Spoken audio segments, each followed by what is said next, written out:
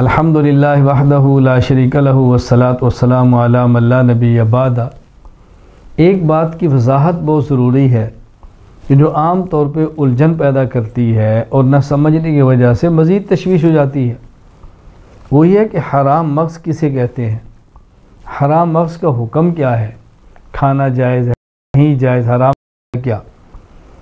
سمجھنے کہ حرام مغز کہتے کسے ہیں؟ جانور کی ریڑھ کی ہڈی کے اندر سفید رنگ کا گودا لمبے دھاگے کی شکل میں ہوتا ہے، جسے عربی میں خاء الصلب کہتے ہیں، نون خاء عین آگے صاد لام الصلب، عربی میں کہتے ہیں نخاع الصلب اور اردو میں کہتے ہیں حرام مغز۔ جانور کی ریڑھ کی ہڈی کے اندر سفید گودا لمبے کی شکل میں ہوتا ہے، عربی میں اسے کہیں گے نخاع الصلب، اردو میں حرام مغز۔ تو چونکہ اس کے ساتھ حرام کا لفظ ہے تو بس اوقات لوگ سمجھتے ہیں کہ اس کا کھانا حرام ہے کیونکہ یہ حرام مغز، حالانکہ ایسی بات نہیں ہے۔ صحیح بات یہ ہے کہ حرام ہے اور نہ ہی مکروہ ہے۔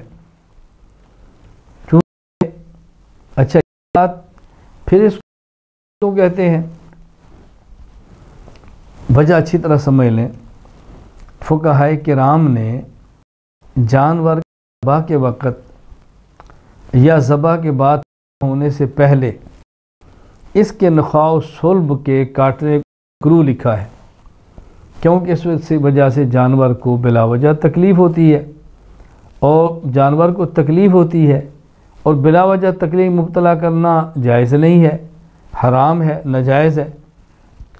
تو اس وجہ سے غالباً اس کا نام ہی عوام میں حرام مغز پڑ گیا، یعنی جانور کی ریڑھ کی ہڈی میں جو سفید رنگ کا گودا ہے لمبا دھاگے کی شکل میں، فقہا لکھتے ہیں کہ ذبح کرتے وقت یا ذبح سے پہلے اس کو نکالنا حرام ہے۔ ذبح کر لیں، گوشت ٹھنڈا ہو جائے تو اس کے بعد نکالیں۔ تو نکالنا حرام کہا تو لوگوں نے سمجھا شاید یہ ہے ہی حرام، حالانکہ حرام نہیں ہے، شاید کوئی اور وجہ بھی ہو اس کے حرام مغز ہونے کی، ایک وجہ میں نے پیش کر دی۔ تو جانور کے اندر یہ جو ریڑھ کی ہڈی میں سفید رنگ کا گودا لمبا دھاگے شکل میں ہے، اس کا کھانا جائز ہے، یہ حرام بھی نہیں، مکروہ بھی نہیں، ناجائز بھی نہیں۔ اس وضاحت کو اچھی طرح ذہن نشین فرما لیں۔ وآخر دعوانا ان الحمدللہ رب العالمین۔